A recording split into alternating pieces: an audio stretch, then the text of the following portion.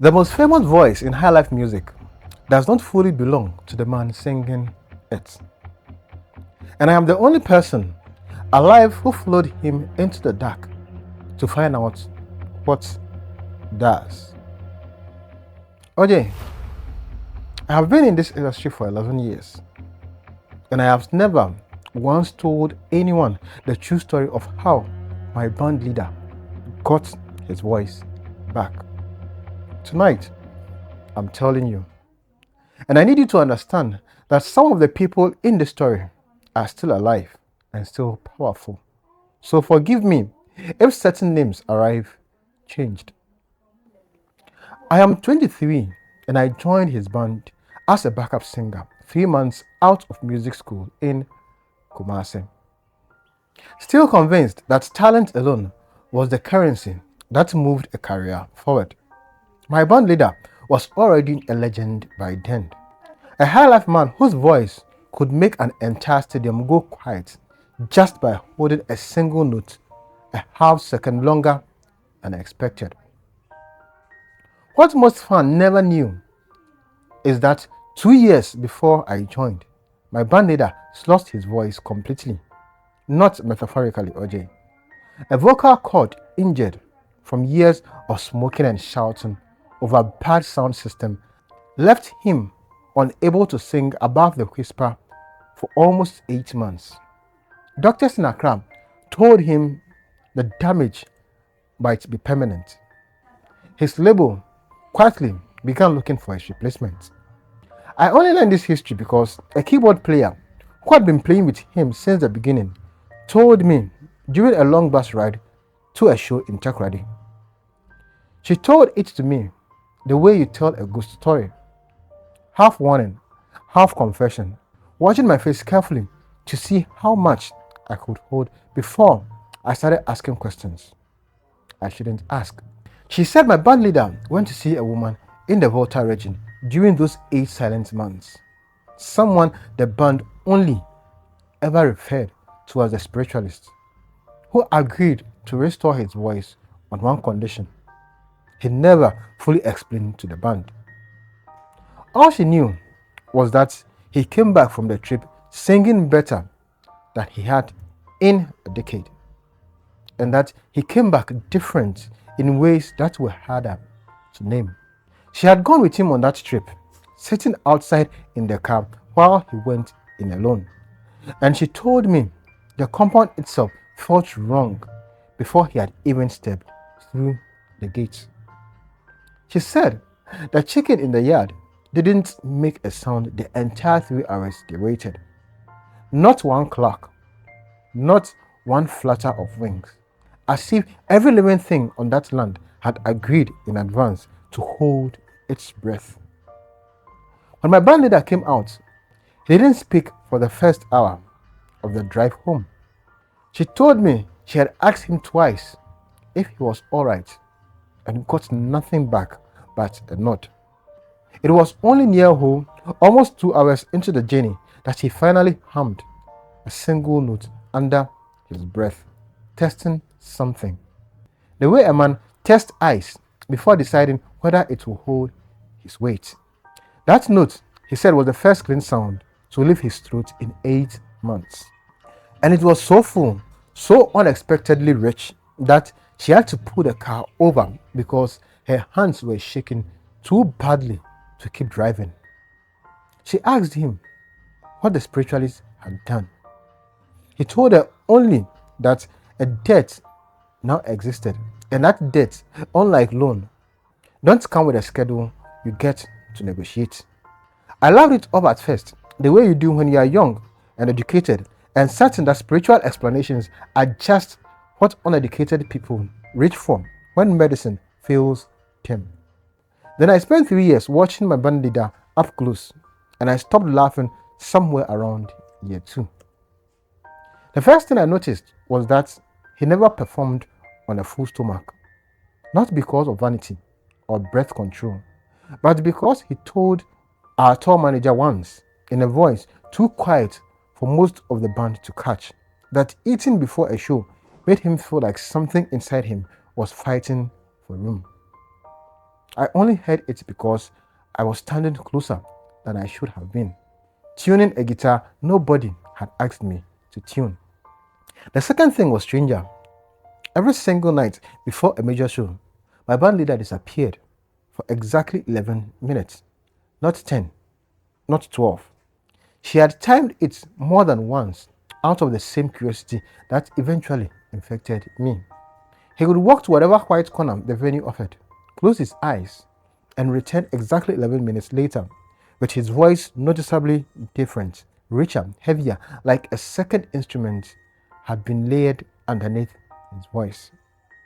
I asked him about it directly only once, in my second year with the band, after a show in Cape Coast, where his final note held so long and so clean that 3 grown men in front row wept without any apparent reason. I asked him what he did in those 11 minutes. He looked at me for a long moment before answering, and something about that look made me wish immediately that I hadn't asked. He said a voice I heard on stage wasn't entirely his own anymore, and that he had made peace a long time ago with sharing his body with something that had agreed to keep singing for him as long as he kept its terms. He said it so painfully, so without drama, that it frightened me more than if he had shouted it. I told him I didn't understand. He said good, and that I shouldn't try to. And that understanding was exactly the kind of hunger that had cost other members of the band more than they were willing to admit, even to themselves. I thought he was speaking in riddles until I found out 3 months later what he meant by other members. There had been a drummer before my time who left the band suddenly after only a year, and whose name nobody in the group ever brought up voluntarily. When I finally asked her directly what happened to him, she told me he had gotten too curious the same way I was getting curious. Had followed the band leader one night during the 11 minutes instead of waiting patiently like the rest of them. She said the drummer came back from that night unable to play a full rhythm without his hand shaking uncontrollably. A tremor doctor could never explain or treat. He left the industry entirely within a year and now works, as far as anyone knows, in a hardware store in Obuasi and refuses to speak about music at all if it comes up in a conversation. What made the drummer's story different from the ordinary gossips that follows every touring band was a detail she only told me once, and only after making me promise never to repeat it to anyone else still working with the band leader. She said the drummer hadn't just watched from the tree line the way I eventually did. He had gotten close enough to touch the trunk of the tree himself, out of some drunken bravado after the show, daring himself the way young men dare themselves into things they don't understand the weight of. The moment his palm touched the back, she said, every dog in that surrounding compound started barking at once. A wall of sound that lasted exactly as long as his hand stayed pressed against the wood. When he pulled his hand back, the barking stopped instantly. All of it, like someone had cut a single wire feeding every animal in the area. The drummer laughed about it that same night, called it a coincidence, made a joke of it in front of the whole band. His hands started shaking 3 days later, during a rehearsals in the middle of a song he had always played 100 times without a single mistake. He tried to push through, assuming exhaustion, but the tremor never left after that. Not during rehearsals, not during sleep, not during the quiet hours when a man's hands are supposed to finally rest. I should have taken that as a warning it clearly was. Instead, something inside me, the same something that had made me chase music into the career instead of a safer, more reasonable path, needed to see for myself. I told myself I would only watch from a distance. The way you tell yourself a lot of things right before you do the thing you swore you wouldn't do. The opportunity came during a residency we did outside home, close enough to the Volta region that my band leader seemed more relaxed than usual, more willing to let his guard soften around the edge. On the third night, instead of disappearing into the building the way he normally did, he walked out towards the tree line behind the venue, and I followed at a distance. I convinced myself it was safe. I watched him kneel at the base of an old Odum tree, one hand pressed flat against the back, his lips moving in words I couldn't make out and didn't recognize as tree, ewe, or anything I'd ever heard in that region. The air around him seemed to thicken the way air thickens right before a heavy rain, though the sky above us was completely clear. Then I heard the second voice. It came from somewhere behind the bandleader's own voice, layered underneath it the exact way I had noticed on stage, except now, up close, in near total darkness. There was nothing beautiful about it at all. It was low, dragging, and it spoke in a rhythm that matched his lips, but didn't match the sound a human throat is built to make. I understood, standing there, that I was listening to the exact terms of an arrangement I had no business witnessing. My band leader stopped speaking. He didn't turn around immediately. He stood very still for almost a full minute. And I remember praying silently, more silently than I had ever prayed in years, that he wouldn't turn and find me there. When he finally did turn, his face in that dim light looked exactly calm, which somehow frightened me more than anger would have. He asked me, without raising his voice at all, how long I had been standing there. I told him the truth, because lying felt suddenly like the more dangerous option. He nodded slowly, the way a man nods when a fear he's scared for years has finally unavoidably arrived at his door. He told me that whatever I had heard, I now owned a portion of his own voice to keep quiet about it, and that the death wasn't metaphorical, it was literal, and it would be collected in whatever way the tree beneath us decided was fair. I asked him if there was anything I could do to undo what I had just witnessed. He said the only undoing available was silence, absolute and permanent, and that even silence might not be enough. He walked back towards the venue in a silence of his own, and just before we reached the light of the parking lot, he stopped and turned to face me one final time. He said when he was my age, a much older musician had tried to warn him away from the spiritualist compound entirely, had told him there were other ways to save career, slower ways, harder ways, but ways that didn't ask a man to carry something else inside of his truth for the rest of his life. He said he hadn't listened, the same way he could already tell I wasn't going to fully absorb the warning he was giving me now, standing in the same dark tree line years later. He said the close part of the arrangement wasn't the death itself, but the fact that once you understood what you had traded, the voice it gave you back was too beautiful to ever willingly give up again, even once you knew exactly what it was costing you. I asked him if he regretted it.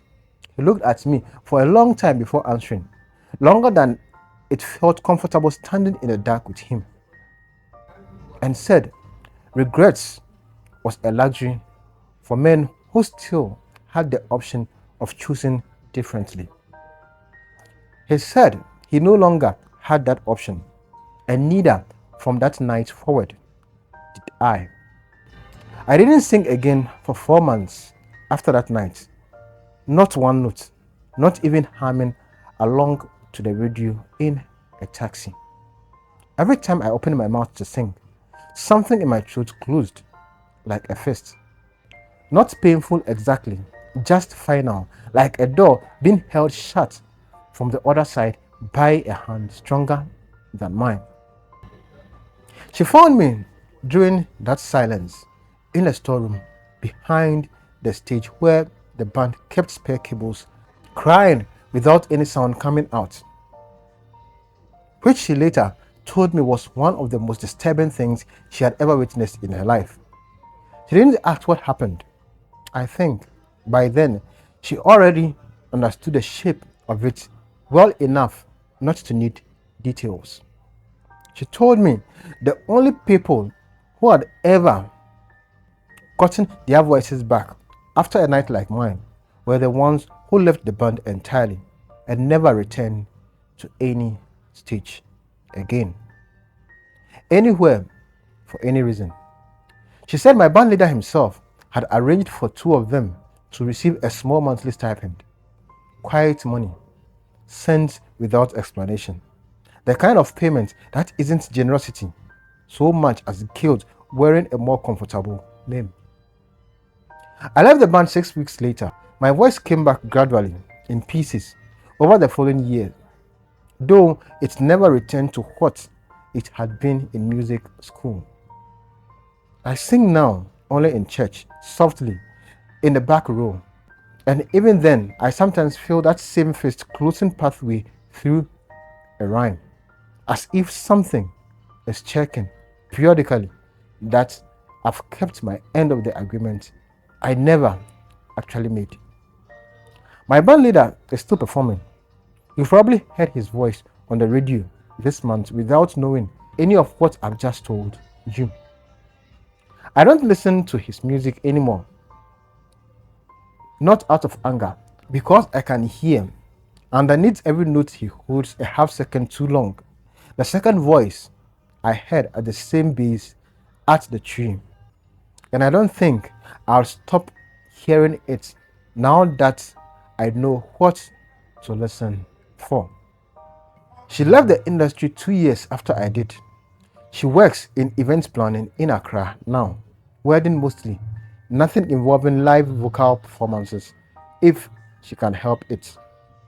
We still speak occasionally, though never about my band leader directly, as if saying his name too many times might be its own kind of invitation. I think about the drummer sometimes, the one who ended up in a hardware store in Obuasi, and I wonder if he thinks about it too, whether his hands still shake when a song he used to love comes on the radio in whatever shop he's standing in. I've never tried to find him or ask. Some silence I've learned are meant to stay exactly as silent as the things that demanded them. There is one more piece of this I haven't told anyone, not even her, though I suspect she has guessed at some version of it on her own. 2 years ago, long after I'd left the band and rebuilt my voice into something smaller and safer, I dreamt of the Odum tree for the first time since that night in Ho. In a dream, the second voice spoke directly to me, in plain Twi this time, asking why I had never come back to finish what I started by listening. I woke up from that dream unable to speak for almost an entire day.